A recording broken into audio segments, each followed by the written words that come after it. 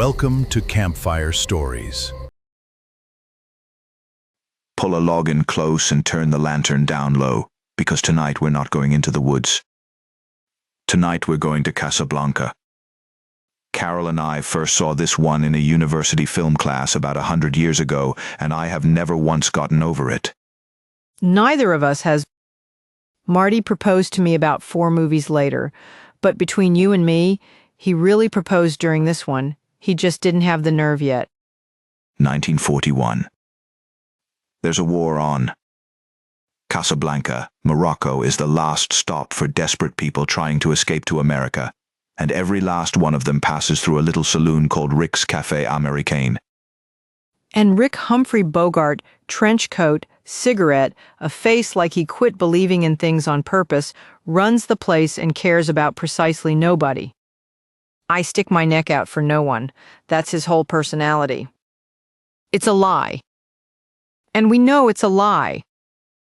Into Rick's walks trouble in the shape of 2 people. A hero of the resistance named Victor Laszlo, a man the Nazis would give anything to stop. And on his arm her. Ilsa, Ingrid Bergman, lit like the moon. And here's the gut punch. She and Rick were madly in love once in Paris before the war tore it all apart.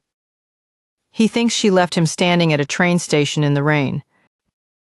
He has not recovered. And of all the gin joints in all the towns in all the world, she walks into his. Slower, Marty? That's the best line in the movies. Of all the gin joints in all the towns in all the world, she walks into mine. Now Ilsa needs 2 things Rick happens to be sitting on: letters of transit papers that can get Laszlo out of Casablanca and away from the Nazis for good. And she needs the man she broke. She goes to Rick's piano player, Sam, and no, friends, she does not say, "Play it again, Sam." Nobody in this whole picture says that. She says, "Play it, Sam." Play as time goes by. Marty bet me on that once. I own his good fishing rod now. I hand over the rod every time. But that song is their song, and when Sam plays it, all of Paris comes flooding back, and you watch 2 years of ice crack right down the middle of Rick's face. That face? That's the whole movie in one look. So here's Rick's terrible choice. He's got the letters. He could take Ilsa and run. She still loves him, she'd go. Or he could hand the papers to Laszlo, send the woman he loves away with another man, and let the resistance keep its hero. Love or something bigger than love. And remember, this is the saloon owner who wouldn't stick his neck out for anybody. That's what wrecks you. The coldest man in Casablanca has to make the warmest, hardest choice in the picture. The fog. The airfield. The propellers turning. And Rick does the thing that breaks your heart and mends it in the same breath. He sends her away. We'll always have Paris. And then, gentle as anything, "Here's looking at you, kid." I need a moment. Every single time. He gives up the love of his life so the world can keep one more good man in the fight. Who does that?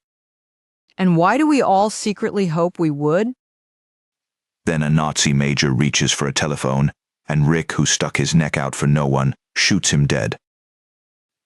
And the French police captain, his old sparring partner, watches the whole thing, turns to his men, and says the immortal line, "Round up the usual suspects."